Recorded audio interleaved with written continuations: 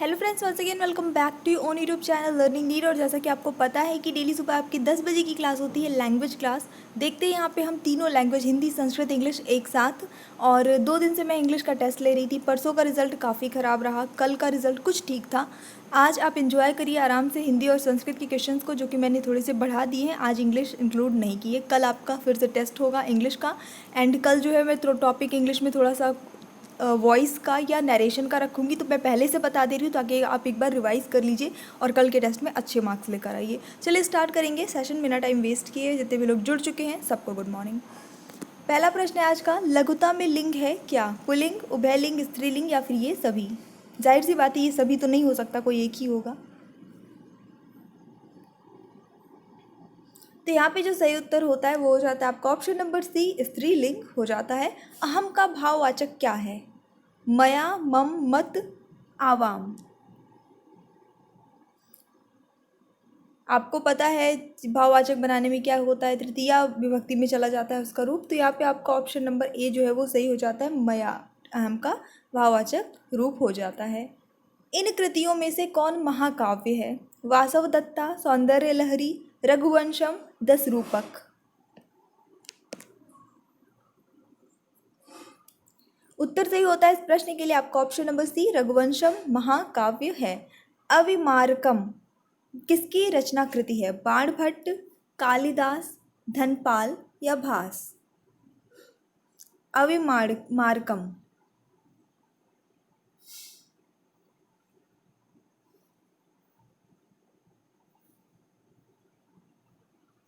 चलिए देख लेते हैं यहाँ पे जो सही उत्तर होता है इस प्रश्न के लिए वो हो जाता है आपका ऑप्शन नंबर डी, भास की रचना है अविमारकम। बिल्कुल सही, जितने भी लोगों ने ये गेस किया था। खाद धातु में अनियर प्रत्यय का योग करने पर क्या रूप बनेगा? खादित्वा, खादनीय, खादित्व या फिर खाद्यन?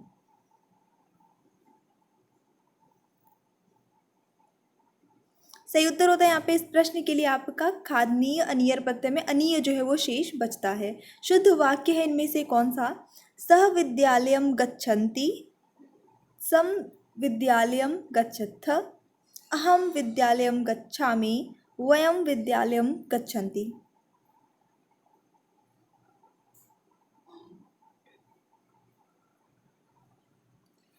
ऑलराइट, चलिए देख लेते हैं यहाँ पे जो सही उत्तर हो जाता है वो हो जाता है आपका अहम विद्यालयम गच्छामि। ये बिल्कुल शुद्ध वाक्य हो जाता है।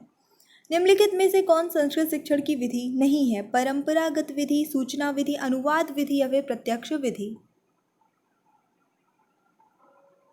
संस्कृत शिक्षण की। तो यहाँ पे देखिए सही उत्तर होता है आपका ऑप्शन नंबर बी, सूचना विधि जो है वो संस्कृत शिक्षण की विधि नहीं होती। बाकी जो ट्रेडिशनल मेथड है, ट्रांसलेशन मेथड है, डायरेक्ट मेथड है, ये सारी ही यूज़ होती हैं इसमें। विसर्ग संधि है इनमें से किसमें? थोड़ा सा जूम करते हैं। राजर्षि, नाविक, लतैव, कविरागत। विसर्ग संधि।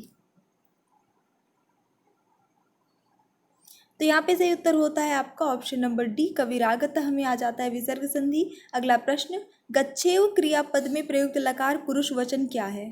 तो देखिए लकार तो सब में विधिलिंग कॉमन हो गया, एक ही मात्रा है, वैसे भी हम पहचान जाते हैं कि विधिलिंग लकार है। उसके बाद बचता है पुरुष और वचन क्या है? तो गच्छेव उत्तम द्विवचन, मध्यम एक वचन, उत्तम एक वचन या प्रथम द्विवचन?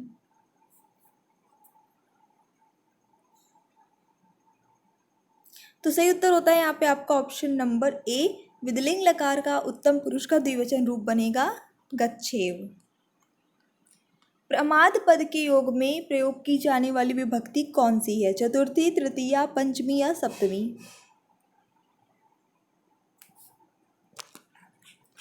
और उत्तर सही होता है इस प्रश्न के लिए आपका ऑप्शन नंबर सी, पंचमी विभक्ति का प्रयोग यहाँ पे किया जाता है। ठीक है, अगला प्रश्न देखते हैं। गाथा सप्तती ग्रंथ के रचनाकार कौन है? गाथा सप्तती।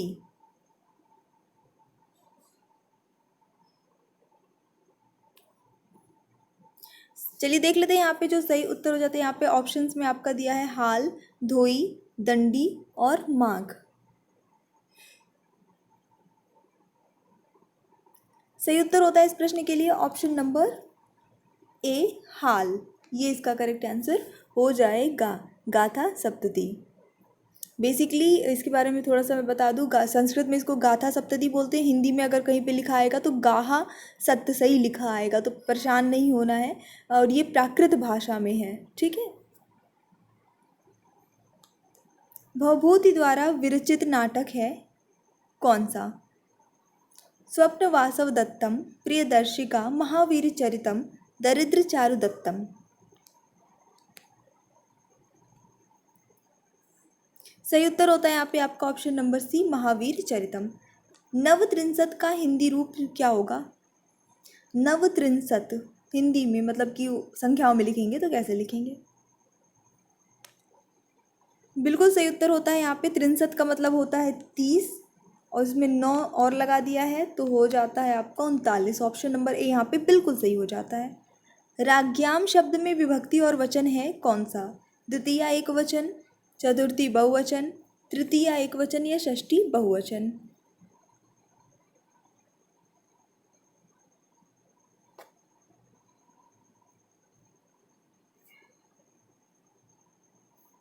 चलिए देख लेते हैं उत्तर जो सही होता है यहाँ पे इस प्रश्न के लिए, वो हो जाता है आपका ऑप्शन नंबर डी, षष्ठी बहुवचन में बनता है आपका राज्ञाम।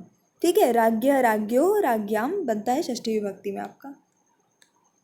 निम्नलिखित शब्दों में से तद्भव शब्द को पहचानना है आपको। पाषाण, कंकड़, प्यासा, पक्ष।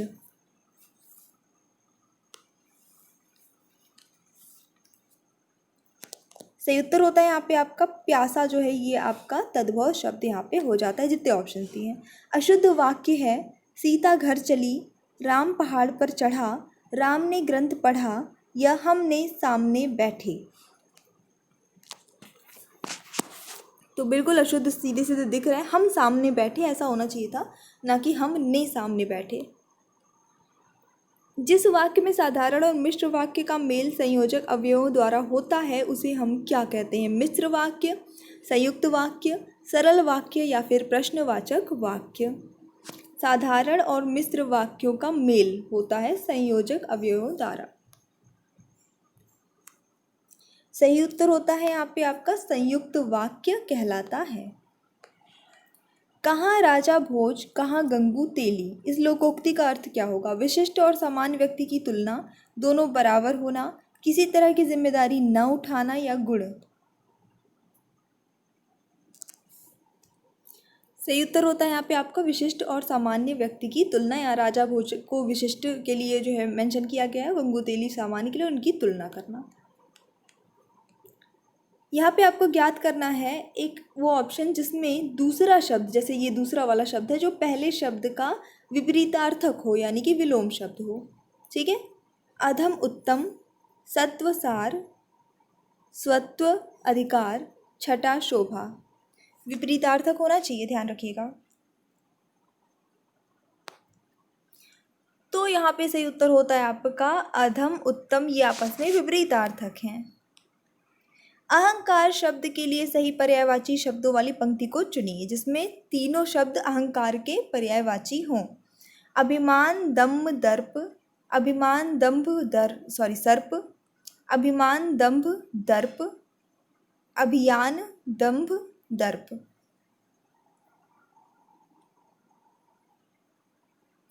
सही उत्तर होता है यहाँ पे आपका ऑप्शन नंबर सी, अभिमान दम्भ दर्प। ये तीनों ही अहंकार के पर्यायवाची शब्द हो जाते हैं, इसको आप याद कर लीजिए। सकर्मक क्रिया जिसके कर्ता में ने का प्रयोग हो, यानी इनमें से कौन सी क्रिया ऐसी है जिसमें ने का प्रयोग जिसके साथ होता है? देखना, रोना, कूदना, हंसना। ये आज के लिए मेरा फेवरेट क्वेश्चन है। अच्छा प्रश्न है, मतलब सिंपल है लेकिन अच्छा है। किसके साथ आप ने यूज़ करेंगे? तो यहाँ पे जो सही उत्तर होता है वो हो जाता है आपका देखना। देखना के लिए ने यूज़ हो सकता है, बाकी के लिए जैसे कि उसने देखा, मैंने देखा, हम सब ने देखा, ने लगाते हैं हम देखें, लेकिन रुके, हम सब ने रोया नहीं, वो रोया, वो ने नहीं, वह ने नहीं रोया, वह रोया, वह कूदा, सब हंसे। ठीक है, लेकिन उसमें ने, लेकिन सब ने देखा, सब हंसे लेकिन सब ने देखा, सब ने नहीं हंसे। समझ में आ रहा है ना कि ने हम देखना के साथ ही इनमें जितने ऑप्शन है लगा रहे हैं और किसी के साथ नहीं लगा रहे हैं। हमें अनाथ बच्चों की मदद करनी चाहिए। अब ये अनाथ जो लिखा है उसका आपको विलोम बताना है। सनाथ, अज्ञ, अपाहिज जिसका कोई ना हो।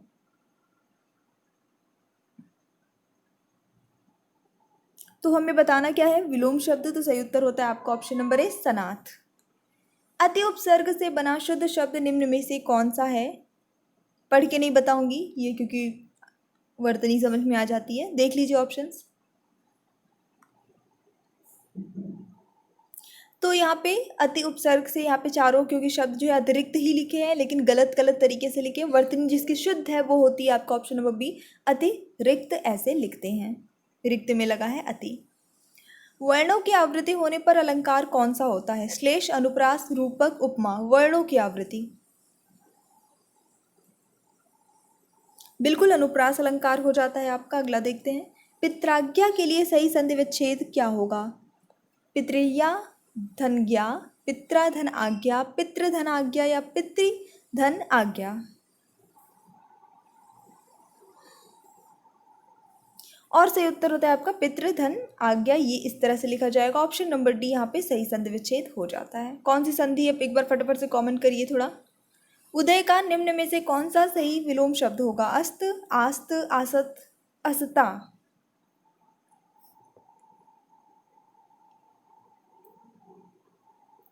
सही आंसर होता है आपका इस क्वेश्चन के लिए ऑप्शन नंबर ए, अस्त। उदय अस्त। दूसरे के उत्कर्ष को न सहकर उसकी निंदा करना किस प्रकार का संचारी भाव है? अपस्मार, अमर्ष, अवहिथा, असूया।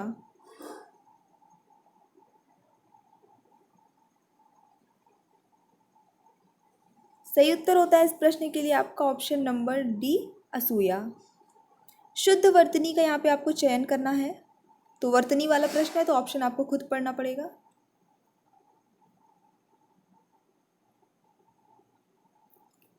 ठीक है, तो यहाँ पे हम देख लेते हैं जो सही उत्तर हो जाता है शुद्ध वर्तनी वाला, यानी कि अस्पृश्यता जो लिखते हैं वो कैसे लिखते हैं। ऑप्शन नंबर सी यहाँ सही होता है। बिल्कुल जितने भी लोगों ने सी गेस किया है वो बिल्कुल ही सही हो जाता है।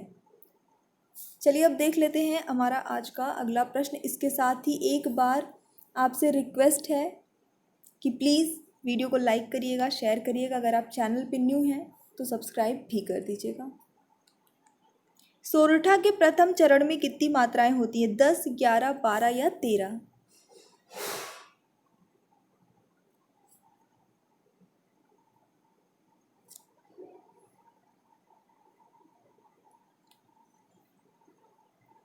तो यहाँ पे जो सही उत्तर होता है इस प्रश्न के लिए वो हो जाता है आपका 11। इसके क्योंकि जो आपका पहला और तीसरा चरण होता है सोरठा में, उसमें 11-11 मात्राएं होती हैं, और जो दूसरा और चौथा चरण होता है उसमें 13-13 मात्राएं होती हैं। ये बेसिकली दोहा का बिल्कुल उल्टा होता है। दोहा में क्या होता है कि पहले और तीसरे में 13 मात्राएं होती हैं और दूसरे और चौथे में जो है 11-11 मात्राएं होती हैं। तो ये इसका आपका सही आंसर इसका हो जाता है ऑप्शन नंबर बी, 11 मात्राएं। सो ये छोटा सा सेशन था, 30 प्रश्न हमने देखे हैं आज पूरे संस्कृत और हिंदी से ही। I just hope you like. If you like don't forget to like, share and subscribe. और कल आपका इंग्लिश का टेस्ट होगा, तैयार रहिएगा। या तो वॉइस या तो नरेशन, दोनों में से किसी का भी टेस्ट ले सकती हूँ, तो उसके लिए रेडी रहिएगा। थोड़ा एक बार रिवाइज कर लीजिएगा। Thanks for watching, keep studying and bye bye.